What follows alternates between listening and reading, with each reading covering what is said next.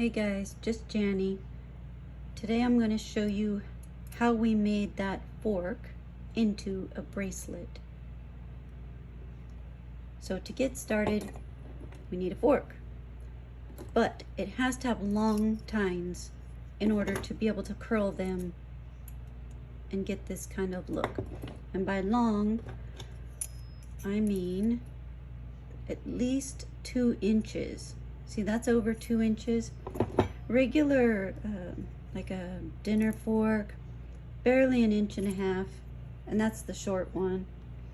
And here's another one, just over 1.25 inches. Those are too short to get that look. So find a fork with long tines, at least a couple inches. You'll need a 8 or 10 millimeter jump ring, whatever size you think looks good, to hold the top together. And you'll need 2 smaller ones. These, I believe, are 6 millimeters. I had smaller ones in this one I made, but I've run out of them in that strength. What I mean by that is I have smaller jump rings, but I can bend them really easy, and these magnets are too strong for lightweight jump rings. It will bend them and pull them right off. So make sure your smaller jump rings are strong enough. I have a heavy-duty magnet set. These are from flatwearable.net. I'll put a link to that. And crystal rivets if you want to do that. If you haven't seen these before, it is a small crystal set in a rivet, and you get the rivet and the little cap, and everything sticks to the magnet. But anywhere where you've curled these small, you can put a rivet.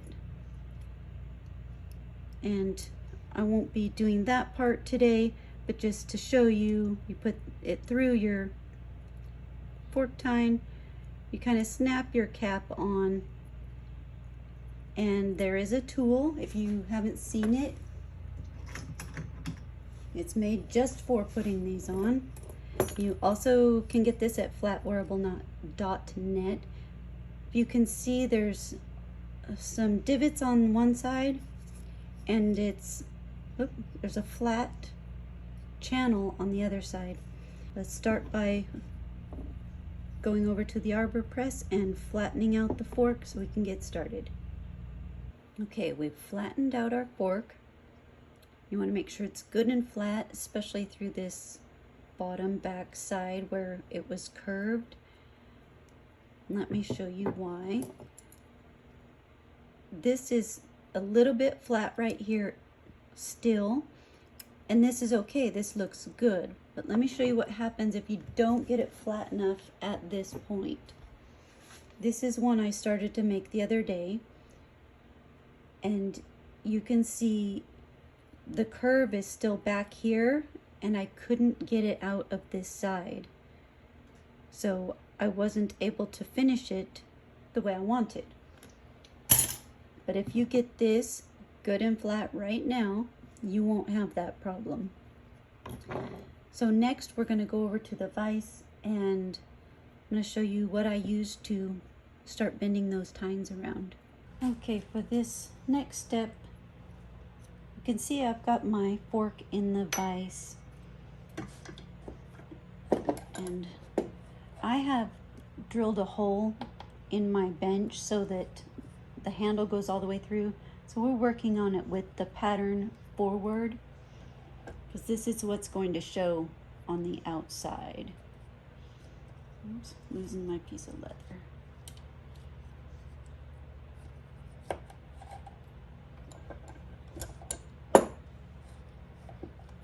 So I like to get my little pieces of leather so I don't scratch it up.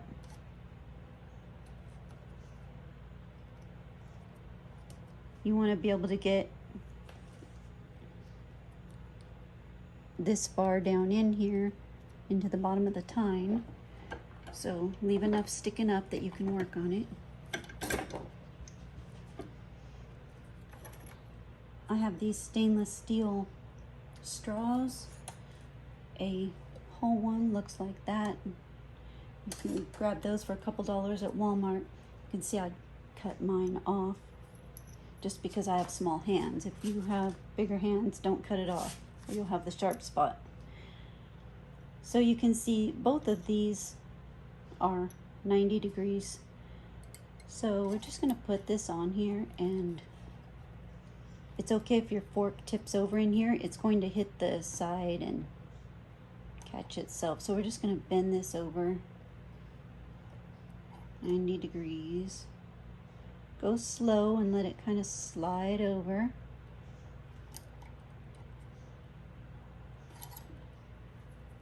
And just set it up, make sure I didn't. It's probably a little more than 90, but that's okay. We'll get them all bent even before we're done. Do the same thing on the other side.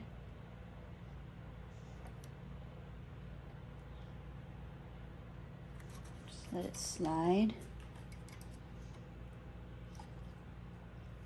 Okay, so next we're going to work on the curls. So we're not going to do this bend yet.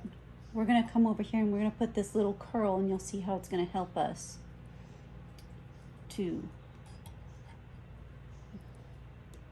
make that the middle bend. So these are bail making pliers. I've never actually made a bail with them, but they're great for bending fork tines. I'm bending to the right, and I want the loop inside to be small, so I'm going to use the small end. You can use the big end if you want your loop bigger. So let's go ahead and bend that around. I know my hand's in the way, the tool's in the way. You'll be able to see better on the other side. But I do start back a little bit. Back here, because if you just do the tip, then it just keeps sliding and you can't really get anywhere. You don't have anything to hold on to. Just kind of pump it around.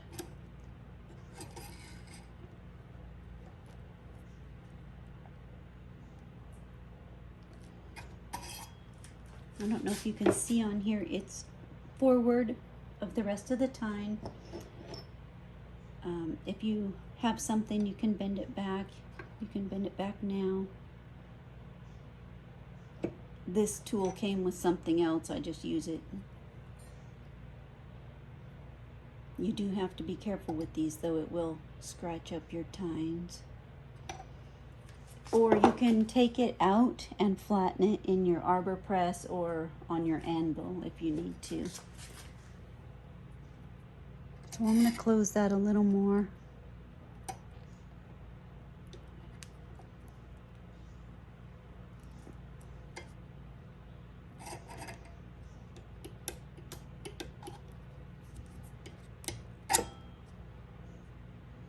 Okay, so now we're going to use that loop to make this bend. So what we're going to do is put their small end back in there. We're going to tip these over onto here, and it's just kind of a guesstimate where that bend is going to be. You know, it's maybe a little less than halfway. So just hold it steady and start tipping this over.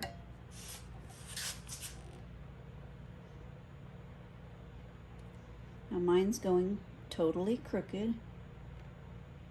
It was kind of leaning back this way. Now it's back upright. And right over to the other one.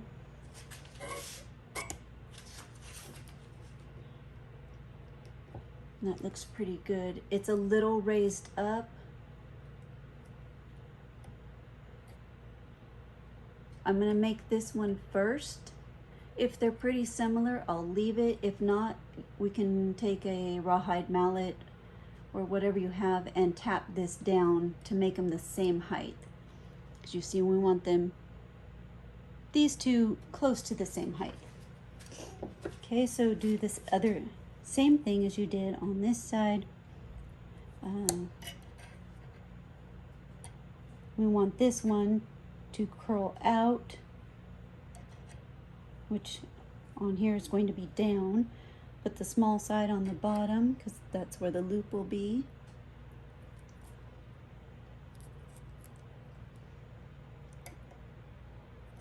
Just curl it around.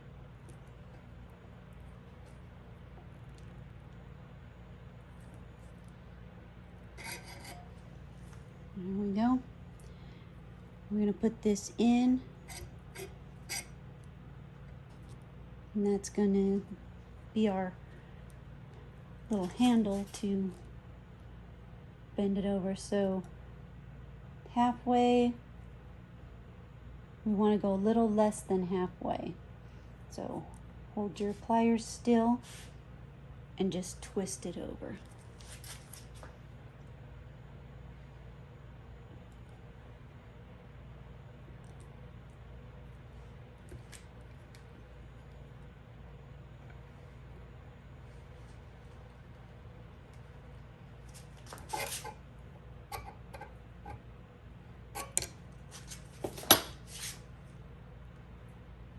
This one's actually a little lower than this one.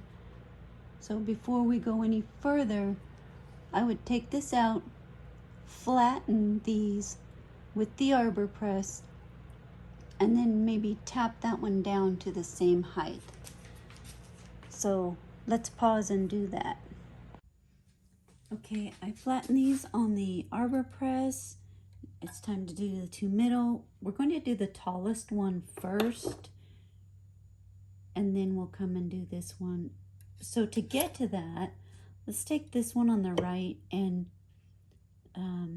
let's just bend it backwards a little. Doesn't have to be far, just so we can work on this one.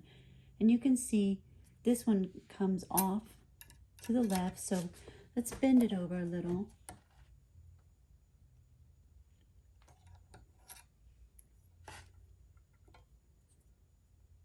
And that looks pretty good.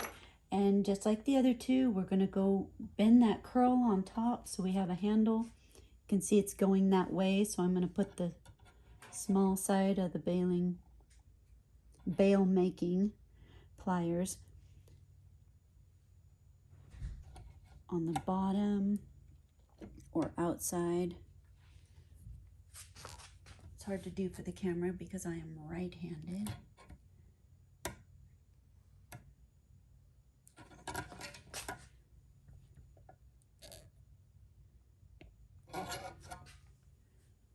That's pretty good. And then, just like before, we're going to use these to bend it back, but we're not bending it very far. We want to bring that top loop centered over the middle. So I'm putting the big side about halfway.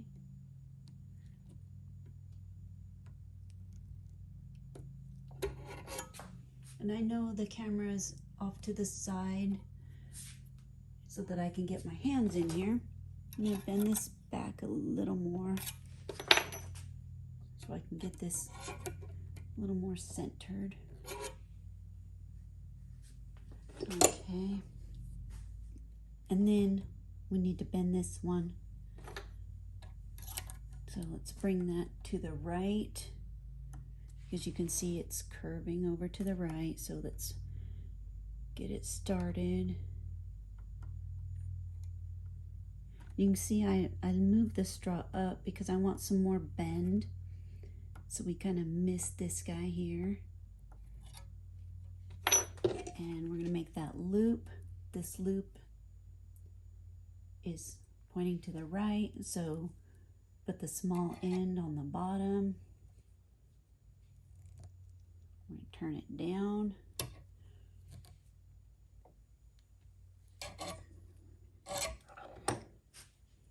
That looks good. I'm going to leave that in there. And this one, we want this loop to fit in this space. So it's kind of a guesstimate of where to bend it to make it land there. And that tine is kind of in my way. I'm just gonna push past it. I can always, okay. Actually, all that, and I think I want it down a little more because I've pushed this out of line. So.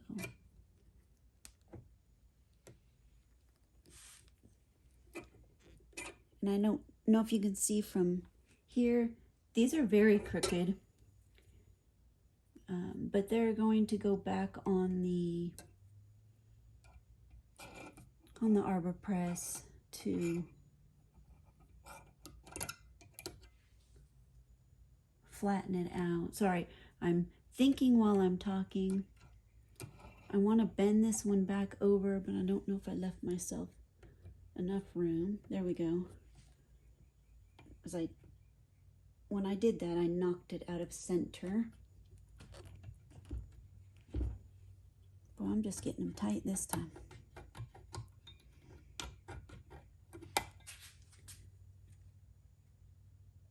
Okay, let's go to the arbor press and flatten that out so we can see what it looks like.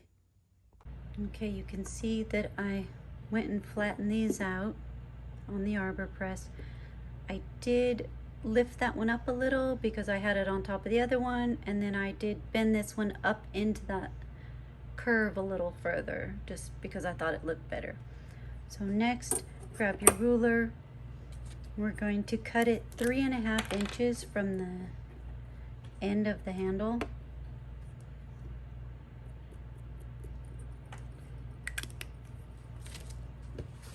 I have these mini bolt cutters. If you haven't seen them before, they are 12-inch bolt cutters from Harbor Freight. And they work really well for cutting spoons and forks. Next, go grind these smooth.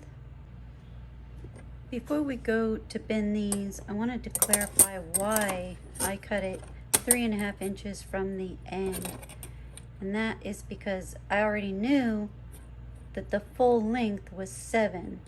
So I cut it in half.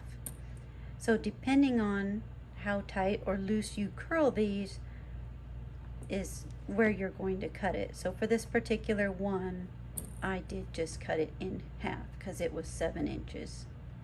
We ground off the ends smooth.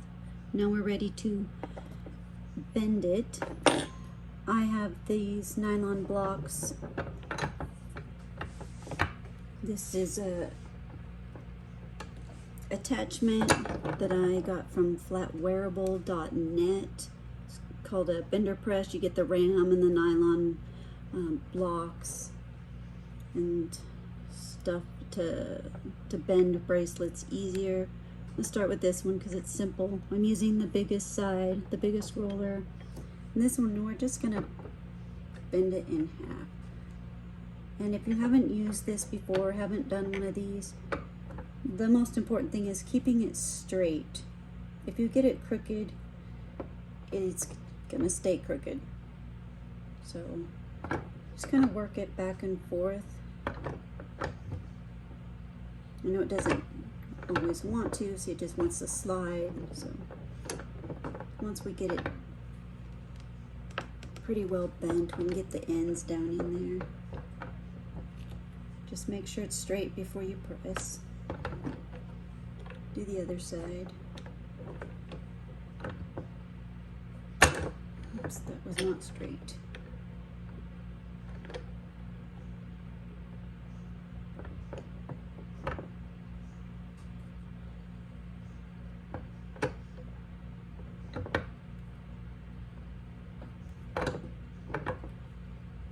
There we go. Now that we've got both ends done, just give it a once around, make sure it's all even.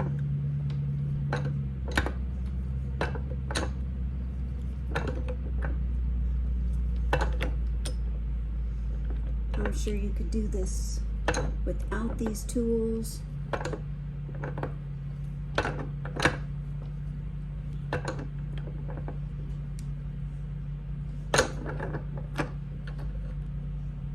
See there, has a nice curve that should fit your wrist. I'm not a very good example, my wrists are small.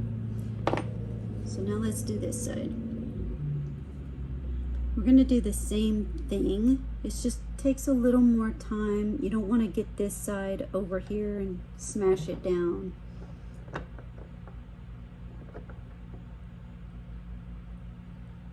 Same as doing the other one, just keep it straight.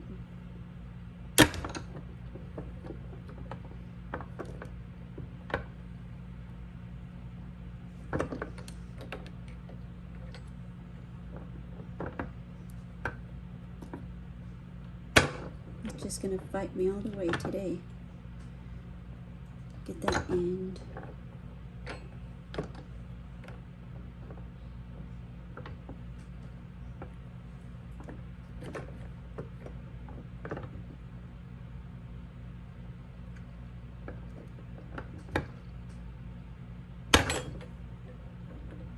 And you see the part that's giving me trouble is this thickest part here. Just have to work it around.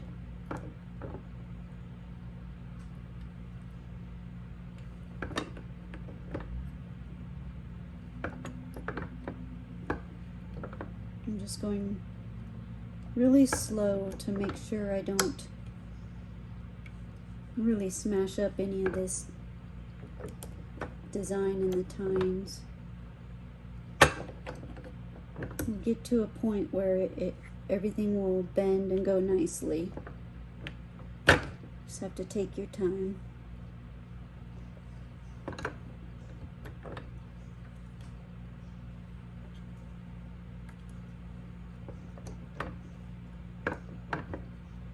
I'm going to turn this around. This one's just wanting to smash flat instead of bend around.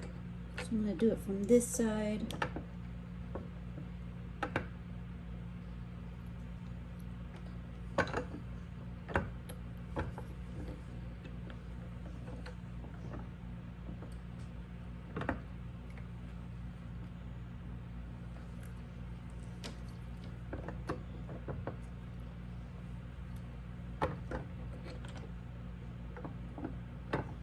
I'm going to get just that tine in there real quick. You kind of want it to get bent the wrong way.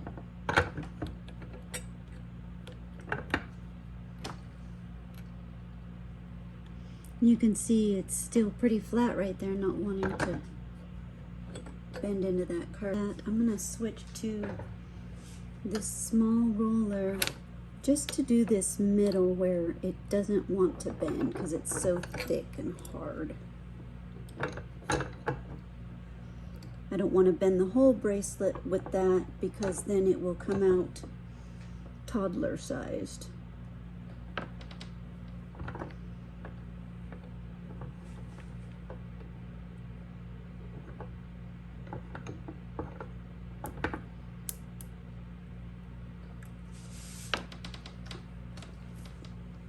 There it's going.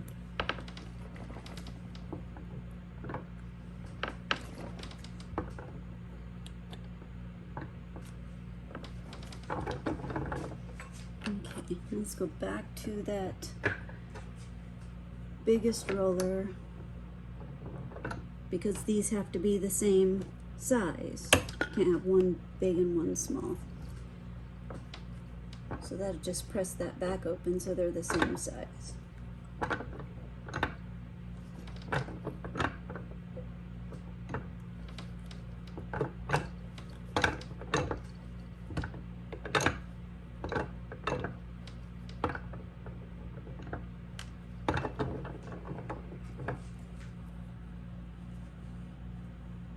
To pause and look, make sure we have a nice curve on both sides.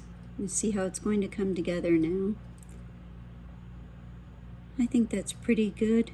So up next I'm going to show you how I drill the holes so it can be put together. Okay, I wanted to show you how I drill these, because you can't drill your hole before you bend it, because if you do, your hole is straight, and then when you bend the curve into it, it's gonna pull open and it's just gonna be all funky.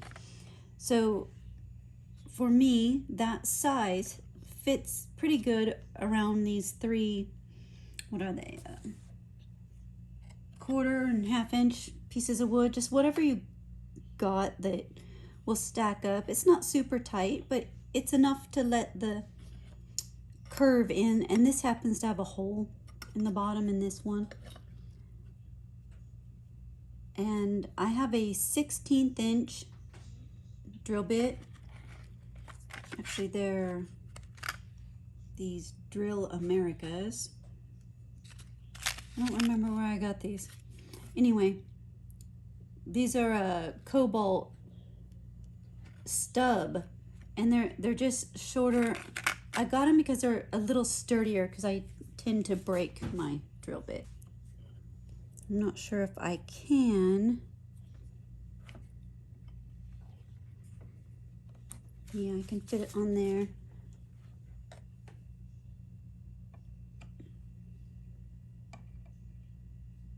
If you have a center punch and can do this, it does help. It keeps the drill bit from sliding around until it grabs.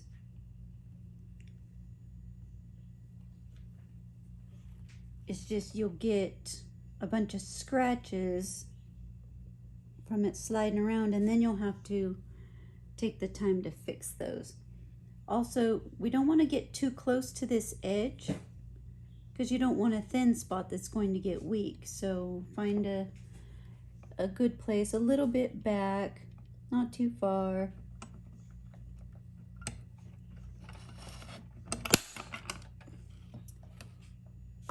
And that wasn't great. Maybe. I guess that's pretty centered. Just watch that if you're using something like this, you don't scratch the bottom. I'm having a hard time holding it still. So even though it wanted to slide around and bounced a bit, it's pretty well centered. I don't have too many scratches. Those will come out in the tumbler, no problem. So need to flip it over, do the same thing on this side.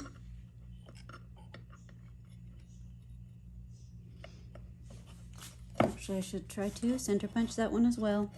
It does help if you can do it.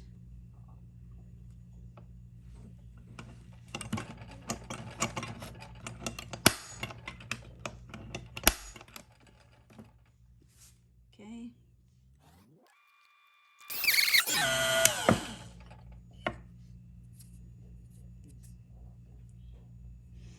Okay. And we need to do this end on this one. We don't need one here because our loop is going to be our other side.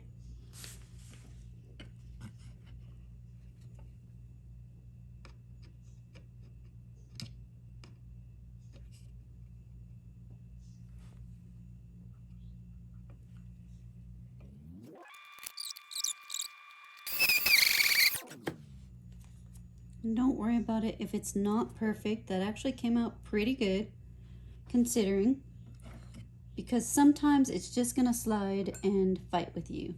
So just do your best to get them centered. So there we go. Now we have all of our holes drilled. Let's put it together. Okay, I always tumble mine. You can see the difference in the color, how shiny, and all the scratches are gone. So tumble first, or polish with whatever you've got. Then it's time to put your smaller jump rings on your magnet. Put those on the bottom, your larger jump ring on the top. If you're going to do your a crystal rivet or a charm, whatever else you're going to put on it. If this has been helpful or you enjoyed it, please like and subscribe for more. Thanks for watching.